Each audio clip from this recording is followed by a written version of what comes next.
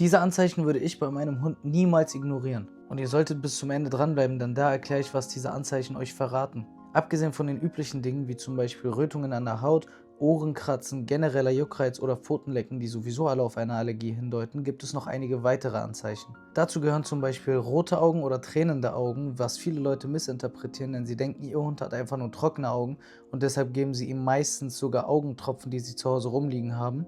Riesiger Fehler. Aber auch häufiges Niesen oder was sehr, sehr selten ist, eine laufende Nase. Denn das alles können ebenfalls Anzeichen für eine Allergie bei deinem Hund sein. Jetzt ist das Ding, wir sind alle keine Ärzte und wir können alle mit dem bloßen Auge nicht erkennen, was das Problem bei dem Hund ist.